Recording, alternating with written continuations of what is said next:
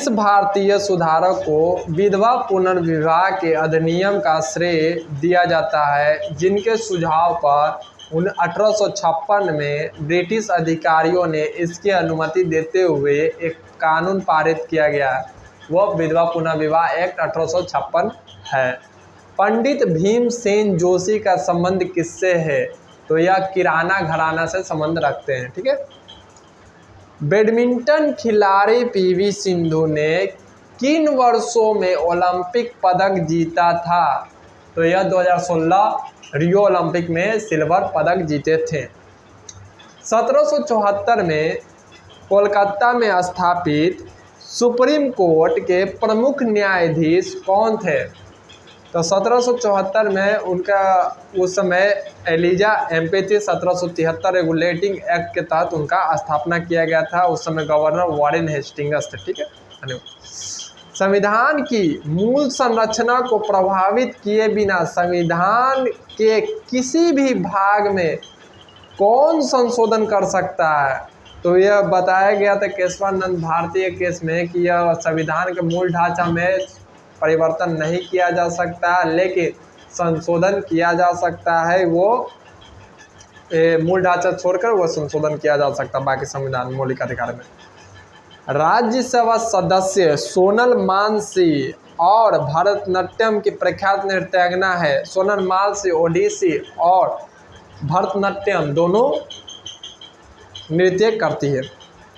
Next, 12वीं योजना किस वर्ष में पूरी हुई थी? 12वीं योजना 2012 से 2017। पोर्टफोलियो सिस्टम की शुरुआत किस अधिनियम से किया गया है? तो वह 1861 एक्ट अमेंडमेंट एक्ट के तहत किया गया है। एशिया के नोबेल पुरस्कार माने जाने वाले रेमन मैगसेसे पुरस्कार से सम्मानित होने वाले पहले भारतीय कौन थे?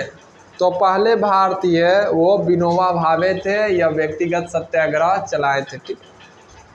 केडी जाधव किस ओलंपिक में भारत के लिए व्यक्तिगत ओलंपिक पदक जीतने वाले पहले भारतीय बने? तो वो कुश्ती में केडी जाधव ने पदक जीते थे। 1952 हेलेंस्की में हुआ था, यह जीते। ठीक है। किस फसल को गोल्डन फाइबर भी कहा जाता है? जूट को गोल्डन फाइबर कहा जाता है। यह पश्चिम बंगाल में सबसे ज़्यादा उगाया जाता है। ऐसे इसका अंतर्राष्ट्रीय मुख्यालय बांग्लादेश ढाका में पड़ता है। आँख में प्राकृतिक रूप से कौन सा लेंस होता है? तो आँख में अवतल लेंस होता है, उत्तल लेंस होता है। पादप जगत के उभयचर है, एम्फीबियन उसको कहा जाता है, जो जन्म और स्थल में दोनों निवास करते हैं।